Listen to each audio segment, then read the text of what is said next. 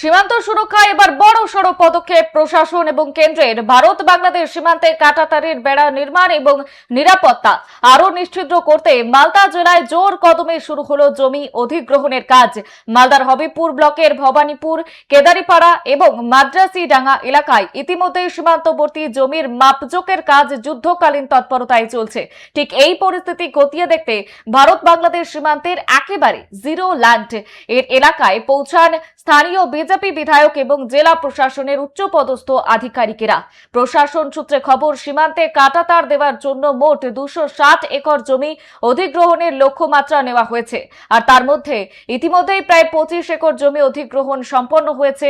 জেলা প্রশাসনের পক্ষ থেকে জানানো হয়েছে আগামী 45 দিনের মধ্যে জমি অধিগ্রহণের সমস্ত আইনি এবং প্রযুক্তিগত প্রক্রিয়া শেষ করে তা বিএসএফ এর হাতে তুলে দেওয়া হবে।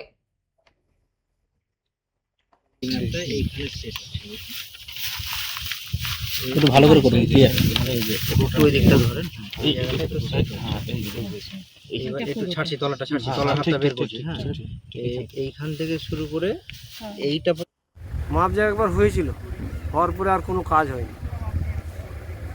কিছুই করেনি, এদিকে কোনো কাজই করেনি। কেন করতো না? কেন করতো না এখন কীভাবে বলবো সরকারের ব্যাপার। আগে সরকার তো খালি মাপই করেছে, আর কিছুই করেনি। এই তৃণমূল সরকার চলবে না, এই বিজেপি সরকার এসে দেখছি যে হ্যাঁ তার গেরা ওই যে মাপযোগগুলো করে দিচ্ছে, এখন মনে হয় যে কাজ হবে। তোমরা কি চাচ্ছ? আমরা চাচ্ছি আমাদের জমি তার গেরা ওই পারে পড়েছে, আমাদের ওই যে জমিটার জন্য কোনো ব্যবস্থা করে। হ্যাঁ, জমি দিচ্ছি, সামনে জমি দিতে সবাই রাজি। হ্যাঁ, দেশের জন্য আমরা জমি দিতে সবাই রাজি, কাজ যেন হয়। তোমরা চাচ্ছ কাজ হবে? হ্যাঁ, আমরা চাচ্ছি কাজ। তোমার নাম? দরকার। আমার নাম পচু হালদার। হ্যাঁ, পচু হালদার।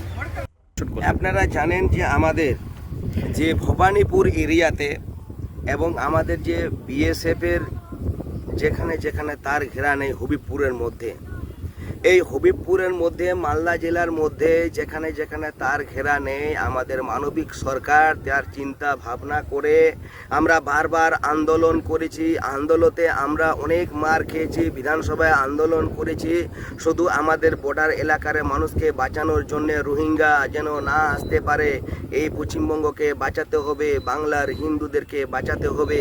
এই যে বাঁচানোর জন্য যে আমরা চিৎকার করতাম, এখানে তিনি টিএমসি সরকার ছিলেন, এখানে তিনি কিন্তু জমি অধিগ্রহণ করলেন না বলে কেন্দ্র সরকার আজকে বিএসএফদের বড় বড় আজকে ঘর বা এইখানে ফিনিশিংয়ের কাজ হয়নি।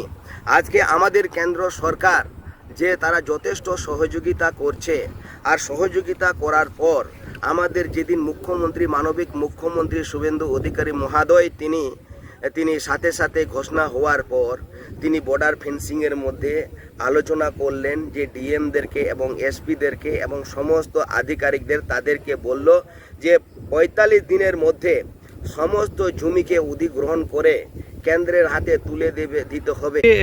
কি কোথায় কোথায় ঘোরা হলো?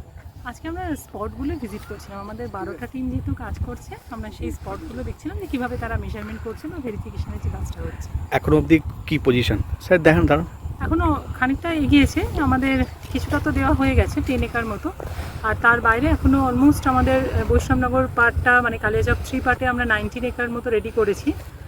19 একর না, 19 কিলোমিটার হয়ে যাবে, 19, আর এখানে কিছুটা রেডি হচ্ছে। 15 একর মতো তো হয়েই যাবে আশা করছি। 260 একর আপনি বলেছিলেন, এখন অবধি, এর আগে আমরা 10 একর বলেছিলাম, এখন অবধি কি আপডেট, কত একর না হলো? এখনও পর্যন্ত আমাদের যা মানে ফিজিক্যাল ভেরিফিকেশন চলছে, তাতে এখন আমরা আগামী কয়েকদিনের মধ্যে অ্যাটলিস্ট 25 একর মতো করতে পারবো রেজিস্ট্রেশন। শুধু